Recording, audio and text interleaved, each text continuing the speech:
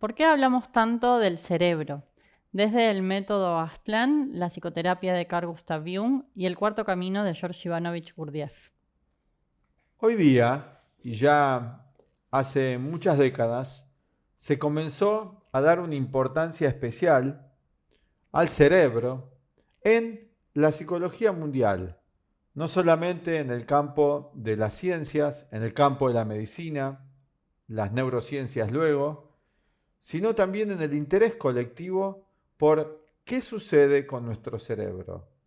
¿Es el cerebro el centro de nuestra conciencia? ¿Es el cerebro tan importante como para que tanto se hable de él, para que tengamos tantas expectativas en cuanto a su funcionamiento correcto, en cuanto a su mal funcionamiento, en cuanto a las enfermedades? Vamos a hablar de todo esto del cerebro, pero desde una perspectiva diferente, desde la perspectiva de la psicoterapia de Carl Gustav Jung y el cuarto camino Gurdjieff y las reflexiones del método Aztlán. Les damos las bienvenidas, si a ustedes les interesa, quizás descubran en este material importantes reflexiones y meditaciones acerca de la función del cerebro en nuestras vidas. ¿Cuál es la función del cerebro en nuestras vidas? Aunque se piensa que ya se conoce todas sus funciones, pero aquí vamos a hablar de algo más. Los invitamos a que vean este material. Ya comenzamos.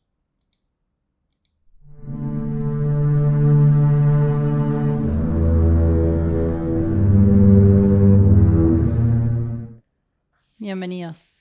Bienvenidos. Bueno, es evidente que a partir del desarrollo de la medicina, con los siglos, a partir del medioevo, del renacimiento, de la época de 1500, 1600, cuando se empezó a permitir que se hagan anatomías de los cuerpos humanos, antes estaba prohibido abrir los cuerpos, se fue descubriendo cada vez más los diferentes órganos del cuerpo y particularmente el cerebro, al cual se le dio una importancia fundamental como el centro de la conciencia. Pero no era así eso hasta el 1800. Al principio no era el cerebro el centro de la conciencia porque se consideraba que el ser humano tenía un alma, un espíritu, y a medida que se iban haciendo los descubrimientos del cuerpo humano, modernos, los descubrimientos modernos, se empezaba a considerar el cerebro como una expresión del alma humana, de lo espiritual, como también se consideraba en otras partes del cuerpo. Algunas consideradas especiales y sagradas, como el órgano del corazón, otras condenables, etc. Sí. Todo esto fue cambiando, porque a partir del iluminismo hay una relación diferente con el cuerpo, empieza a cambiar la relación con el cuerpo.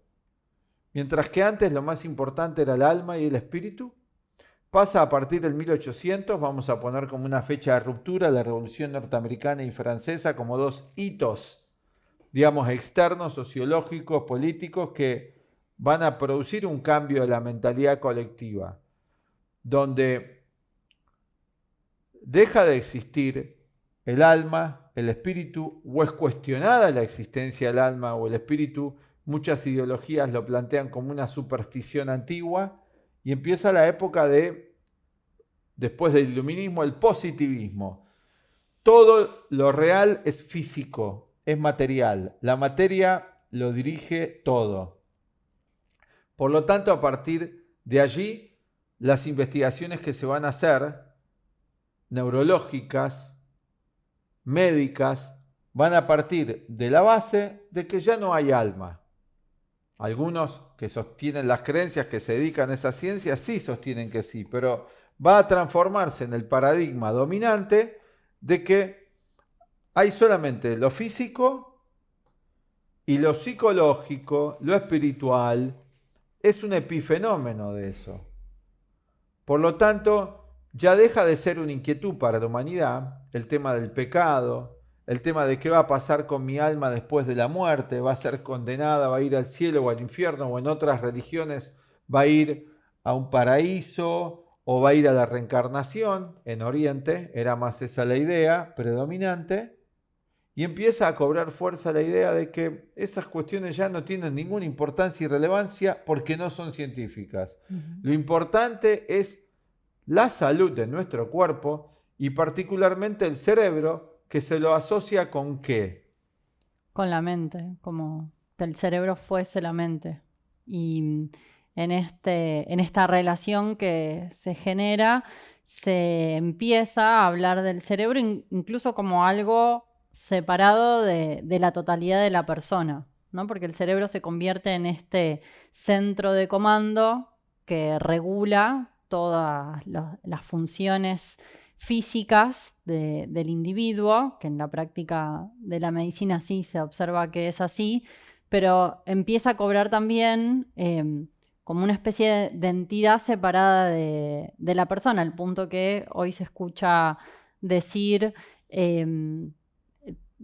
programa tu cerebro, o tu cerebro responde a esto, o es mi cerebro que me está haciendo hacer esto, ¿no? Como una separación, una división.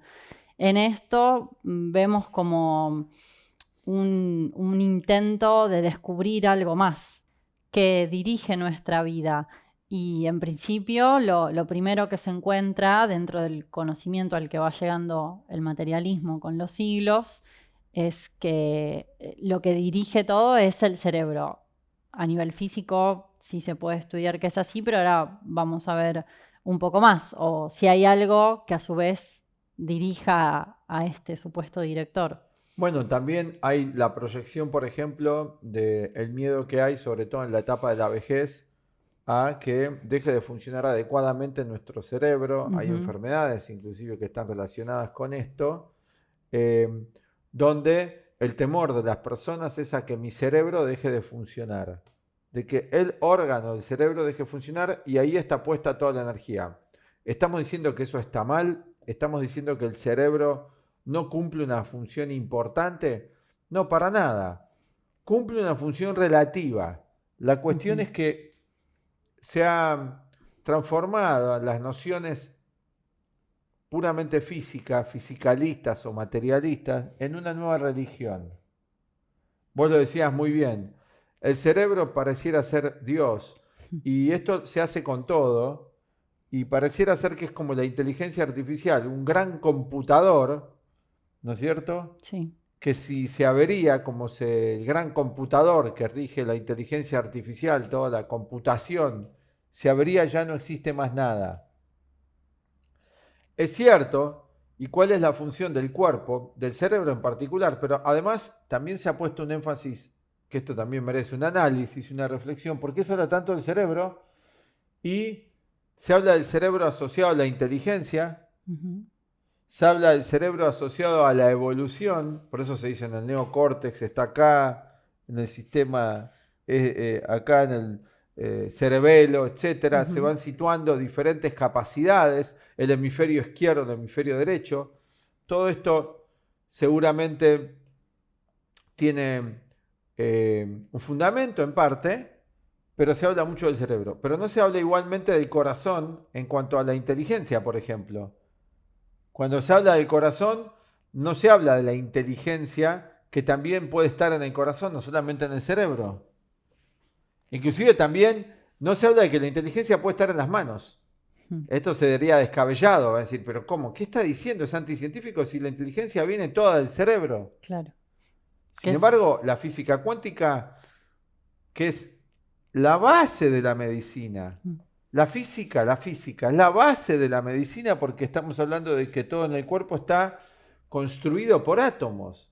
Acá hay dos ciencias que se encuentran y que no se conectan tanto, que es importante intentar conectarlas, aunque se conectan para hacer los aparatos, porque cuando tengo que hacer una tomografía, además, cuando uso energía nuclear, tengo que usar mucho la física, o para hacer ciertos medicamentos inclusive también, o para hacer ciertas combinaciones químicas, también me estoy valiendo de aspectos de la ciencia y de la física. Entonces las ciencias estas se cruzan, pero las conclusiones no están cruzadas todavía. Entonces ya vamos hacia eso, sí. Sí, y también dentro de los conocimientos que se dan hoy, se plantean toda una cantidad de hábitos que se pueden cambiar o prácticas que se pueden introducir, técnicas que van a hacer que nuestro cerebro funcione mejor. O sea, hay una idea de mejoramiento. Hoy se llama neuroplasticidad o epigénesis. Claro. Hay dos vertientes de la neuroplasticidad Sí. y epigénesis. Una que habla de el mejoramiento físico del cerebro y otra que pone énfasis en lo psíquico, pero ya es diferente, porque en la segunda versión no se dice que, como en la primera, más materialista, que por hacer ejercicio, ¿no? Por hacer ejercicio, por ejemplo, simplemente por el hecho de hacer ejercicio, voy a poder crear nuevas neuronas, epigénesis, dar nacimiento. Eso que se ha descubierto que sí, eso sucede en el cerebro, se llama la génesis, ¿no? Sí, dar origen. Dar origen. Sin embargo, esto no está demostrado. Es una teoría. Ahora, la otro aspecto de las neurociencias plantean que estados como la compasión, como el perdón, ayudan a esa epigénesis. No es tan importante el tema del ejercicio. Tan importante. No dijimos que no, pero no es fundamental para generar eso. También está ese factor. Hay investigaciones al respecto de esto, sí. Ahí hay más todavía, investigaciones más concretas. Sin embargo, estamos hablando del corazón. No se considera el corazón como un órgano de la inteligencia, porque el cerebro está asociado al factor intelectual, racional. Sí, y que es a lo que se le ha dado más valor en la sociedad que se viene desarrollando desde hace 250 años, ¿no? Totalmente, a los datos, a la cantidad de datos. O sea, que si mi cerebro está sano, voy a poder seguir articulando datos, no importa qué datos. El hecho es que se sigan combinando y sigan funcionando los datos del computador del cerebro. Claro, no importa para qué se usen.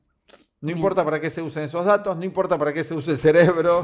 Lo importante es que funcione, en que pueda conectar con lo que esta sociedad dice que es lo aceptable y que pueda ser parte de eso, de mantener una coherencia, entre comillas, en función de este sistema que es bastante incoherente en parte. Así que la cuestión del cerebro es más compleja y se desecha el resto del cuerpo como lugares donde no hay inteligencia, aunque ahora se dice la inteligencia, por ejemplo, de la parte de los intestinos. Sí. Se habla como de otro cerebro, un segundo cerebro, porque dicen que tiene tantas cantidades de neuronas como tiene el cerebro. Sí. De vuelta, otro tipo de inteligencia. O sea, siempre es el cuerpo físico, el cerebro.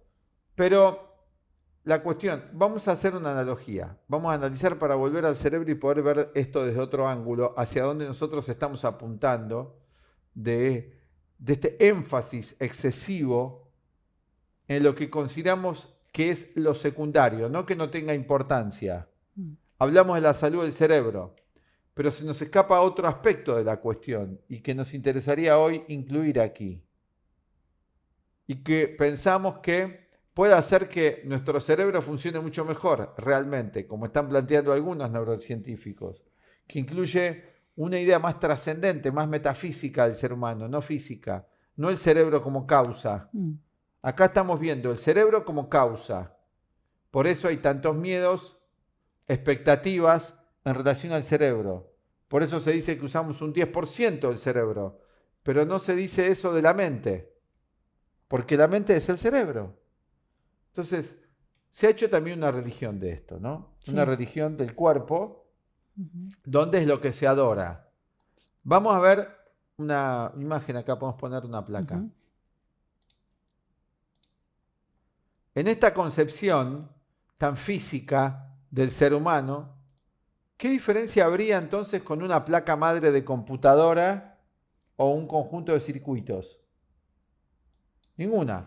O sea, el circuito es como algo sólido, algo concreto, que permite que haya un montón de procesos que se realicen. Esto es una placa madre de computadora, lo que se usa para la inteligencia artificial, computadoras. Sí, de hecho, siempre hay, ¿no? Como un comando central que dirige la operativa de todo el resto del circuito. Algo parecido. El cerebro de la computadora se le llama la placa madre, ¿no es cierto? Sí. El cerebro de la computadora. Ahora, les preguntamos algunos razonamientos que pueden orientar esta reflexión. ¿Puede funcionar la placa madre? ¿Sí? ¿O puede haber existido una placa madre sin una inteligencia que la diseñara? No. No, No. es Tú- algo diseñado por el ser humano, la por el ser inteligencia humano. humana. Además, ¿puede la placa madre funcionar sin energía?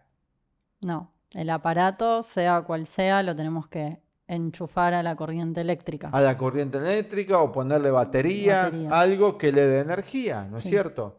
O sea que el aparato, la placa madre en este caso, es como un aparato, la placa madre, sin energía no cumple una función más que decorativa, ¿o no? O de unos pedazos de plásticos, ¿no es cierto? Sí, Que encima contaminan el planeta en general. O sea, sin energía es un elemento más contaminante sirve. del planeta y nada Ujú. más. ¿No? Sí. Pues no sirve para decorar. No decoro con una placa madre, no cumple la función de un florero. Y sin los programas con los que funciona, tampoco tiene ningún sentido. Programas más energía más una inteligencia que lo diseñó. Todo eso está por encima del aparato y es superior al aparato. Ujú. Sí, le da origen y sentido Le da al origen y aparato. sentido. Bien, esto es claro con la placa madre. Bueno, ¿y qué diferencia habría entre nuestro cerebro y una placa madre? Que el cerebro es más complejo que la placa madre, ¿no es cierto? Sí. Pero en cuanto a la concepción que tenemos del cerebro. Entonces hagamos la misma analogía. Pongamos el cerebro de vuelta. Este El- cerebro arbolado. que Sí, tenemos. esto es un árbol que es como el cerebro, ¿no? Que se dicen que es como un árbol, ¿no? Sí. El cerebro, ¿puede funcionar sin la energía de vida? No, ¿Qué pasa cuando no tiene energía que llamamos vida, el cerebro? es el órgano de un cadáver. Nada Mm. más. Como la placa madre. No sirve Ya. para decorar. Ya no tiene Sería bastante sentido. morboso, ¿no? Sí, Una decoración. Así como sería totalmente disparatado usar una placa madre para decorar o para cualquier otra cosa más que para desecho o reciclaje de plástico, también el cerebro. O sea que hay una energía que le da vida al cerebro. ujú, Eso es lo que se mide, la actividad. Con un Y- encefalograma, ¿qué estoy midiendo? la actividad eléctrica del cerebro, que es la energía. Bueno, ellos le dicen eléctrica, no es propiamente eléctrica, la actividad del cerebro Sí, un tipo de energía que es la está, energía de vida. que se expresa a través del cerebro, que le Sí. ponen nombres, ¿no es cierto? Cuando deja de haber vida, esa medición no mide ninguna energía. Exactamente. Ahora, el énfasis está en la calidad del cerebro, pero no en la calidad del funcionamiento de la energía. Ujú, sí. No está ahí puesto el énfasis. Cuando en realidad vemos que es la energía la que le da sentido al cerebro. Entonces tendríamos que poner énfasis, llamamos energía mental, energía psíquica, lo que debería tener más énfasis. No preocuparnos tanto como está por el cerebro, pero esto es difícil hacerlo porque se sigue hablando del cerebro. Cuando algo se transforma en un dogma o en una religión, la mayoría sigue eso, sin indagar en esta cuestión. Y además, el cerebro obedece a un diseño a priori, Claro. que es igual que el diseño.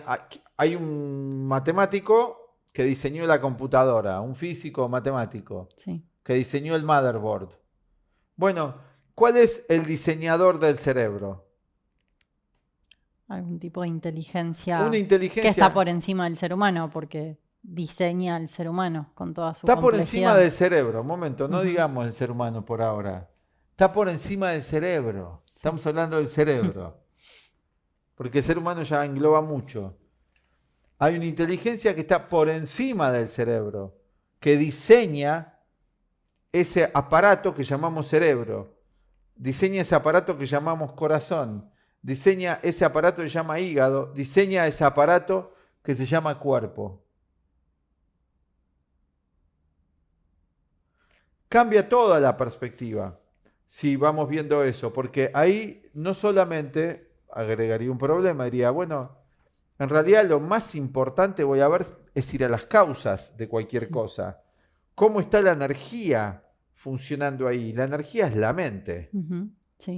¿Cómo se expresa la energía? Es lo psicológico. Lo psicológico, que se expresa como pensamientos, como emociones, como impulsos, como sensaciones. Si no hay energía, no hay sensación. No. Y es que hay algo No siento si no hay energía. que todavía hoy se habla, ¿no? En las investigaciones modernas acerca de cómo funciona el cerebro, que siempre se llega a un límite, ¿no? Y esto está publicado donde hay un lugar que todavía sigue siendo misterioso para el conocimiento de la ciencia materialista, de cómo, por ejemplo, los impulsos nerviosos finalmente se convierten en algo físico, en material, que pone en movimiento al cuerpo. O sea, vos estás diciendo cómo lo psíquico, el pensamiento, las emociones se convierte en algo físico. Claro. Porque surge un pensamiento, surge. Sí. Observen. Surge un pensar, porque surge un pensar, viene un pensar, que no estaba ahí. ¿Dónde estaba antes? Te voy a decir, bueno, está almacenado en una área, Sí. en un área del cerebro. Sí. Pero resulta que eso es una suposición. Por un momento, no, pero un momento. Sí. Detengamos en esto. Resulta que eso es una suposición. ¿Por qué? Porque si solo dependiese No, sí, ya entiendo, pero no, la pregunta, ¿por qué es una suposición de faltan que comprobaciones. se ha comprobado que tal pensamiento, cuando no está alojado en ese lugar cuando no está, no cuando está presente en la conciencia de vigilia?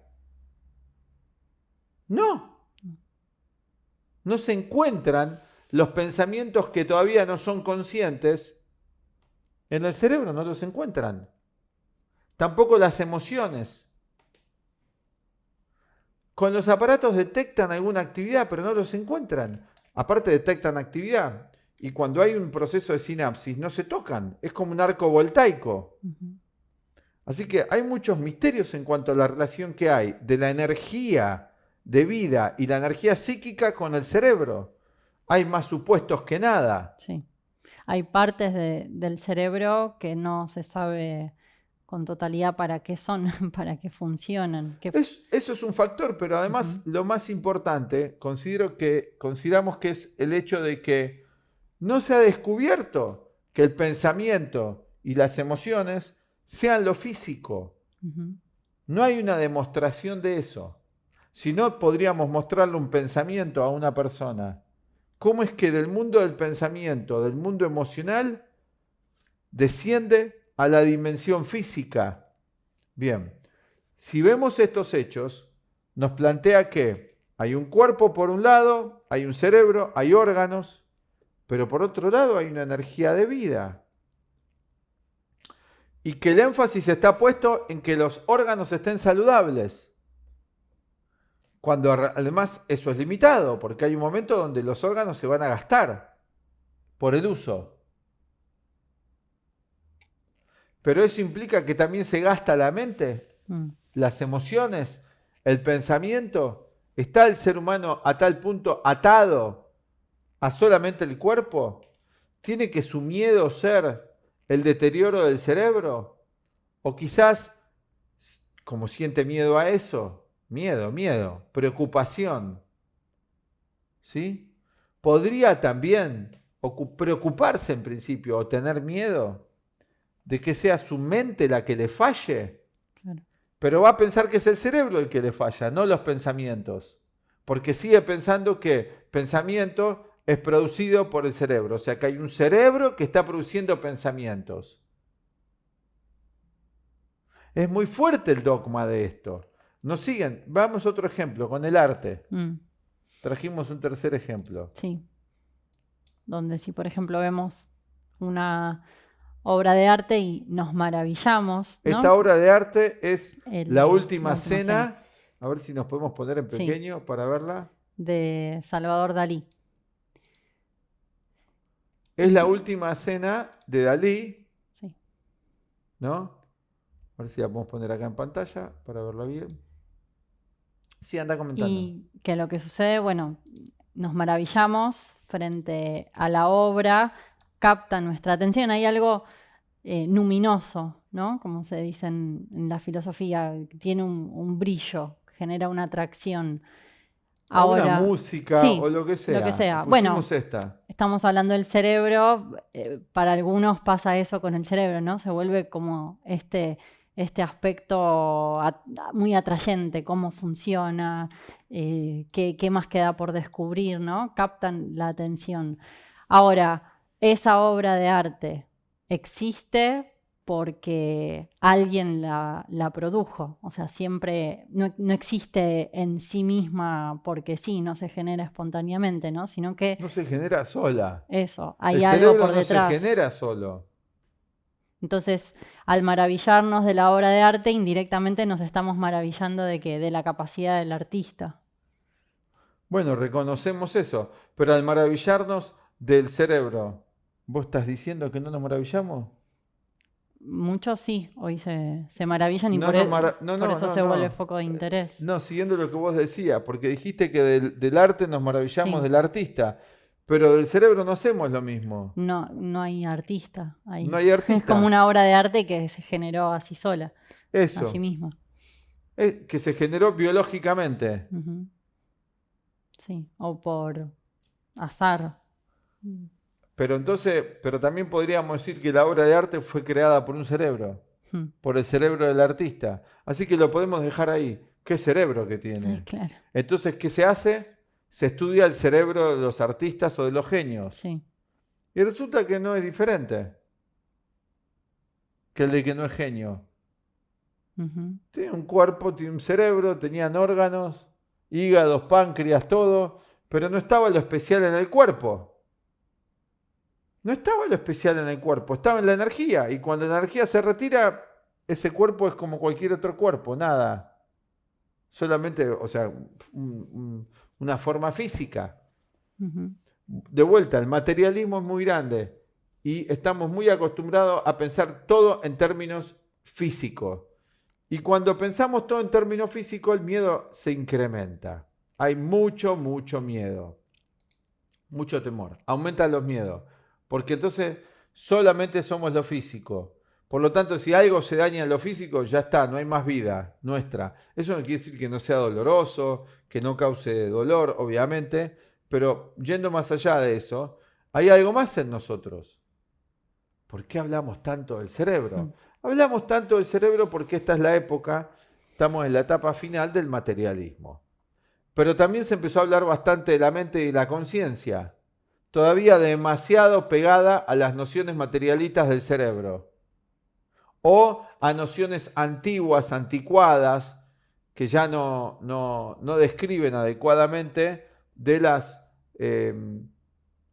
ideas religiosas que explicaban muy limitadamente, porque faltaba completar, faltaba hasta hace 300 años con la idea del alma y el espíritu, que estaba muy confundido, ¿no? La tradición en general, excepto en ciertas filosofías también que había en Oriente y también en Occidente, pero eran más esotéricas, el cuerpo era algo problemático. Todo se enfocaba desde la perspectiva del alma, Sí. ¿sí? Y el cuerpo era o pecaminoso, ¿sí? O culpógeno y demás. Sigue siendo así el cuerpo problemático, porque si el cuerpo se transforma en Dios, y no es Dios, no es algo trascendente, sino que es un vehículo, es sagrado en tanto como vehículo, aclaremos, todo lo que existe es sagrado, también el cuerpo, pero no por sí mismo. La concepción de la vida se transforma en muy limitante. La concepción de cómo vemos todo y nuestros miedos también, Claro. nuestras ansiedades. Lo único real es lo que vemos con los sentidos Ujú. o lo que podemos analizar en un laboratorio. Lo demás no existe. Sí. Donde hay una ignorancia va a ser natural que emerja el miedo frente a lo desconocido. Completamente. Entonces podemos usar eso como señal, ¿no? Cuando reconocemos un miedo quiere decir que hay algo que desconocemos y puede movilizarnos a conocer eso que necesitamos. Pero resulta que los miedos están disfrazados hoy día. Ujú. en nuestra sociedad. Los miedos están disfrazados con eufemismos. Usamos palabras para describir cosas, cambiamos las palabras porque nos causan conflicto, porque tenemos miedo. Sí. Muchas cosas hacemos así. Le llamamos preocupación por la salud a un miedo encubierto. Hay que ocuparse de la salud, obviamente. El vehículo tiene que estar sano. Si el hardware, si este aparato, por ejemplo, está roto, por más que tenga programas fantásticos, no se va a poder expresar bien. Obviamente que eso es así. El aparato tiene que tratar de estar en buenas condiciones.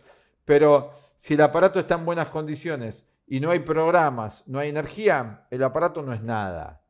Esto es lo que estamos planteando. No decimos que el aparato no es importante. Pero el cuerpo, el cerebro, es meramente un aparato que se lo reconoce como tal, pero hoy se cree que el aparato es Dios. Y si se cree que el aparato es Dios,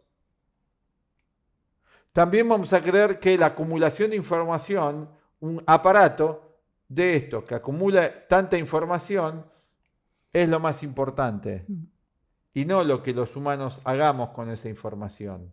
Un detalle. O no la calidad de la información.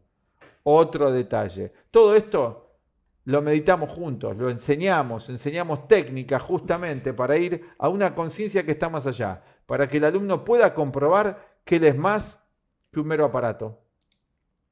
Y si comprueba que es más que un mero aparato, se puede transformar en el artista de su vida y entonces el cerebro va a funcionar de una nueva manera, realmente creando nuevas conexiones y las potencialidades que se abran son infinitas, pero se crean desde la mente.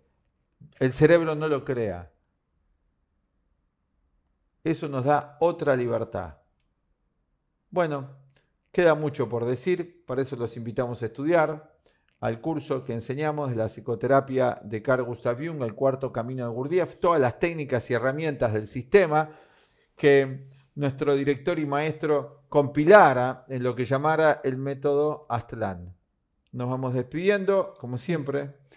Pueden darle me gusta al video, suscribirse al canal y activar las notificaciones para enterarse de todo el nuevo material. También nos pueden dejar sus comentarios sobre qué conocen acerca de este tema, qué les gustaría saber más. Siempre leemos los comentarios que nos dejan. Bueno, para despedirnos, los dejamos con la invitación al nuevo curso de psicoterapia de Carl Gustav Jung y el cuarto camino, que es el método Aztlán. Hasta la próxima. Chau. La Escuela Aztlán de Psicología y Filosofía de Conocimiento Unificado Integral los invita al curso online sobre la psicoterapia de Carl Gustav Jung y el cuarto camino de George Ivanovich Gurdjieff. En este curso se aprenderá la esencia de estos dos sistemas que consideramos fundamentales para el ser humano moderno. Esta enseñanza puede abrirnos a una perspectiva completamente nueva de nosotros mismos y del mundo en que vivimos, y asimismo darnos soluciones muy eficaces y prácticas a los complejísimos problemas que hoy nos tocan vivir. El método Aztlán fue creado por el filósofo León Azulay y lleva 60 años haciendo un mundo mejor. Abajo encontrarán toda la información en la descripción, el temario completo y el modo de participación. Los esperamos.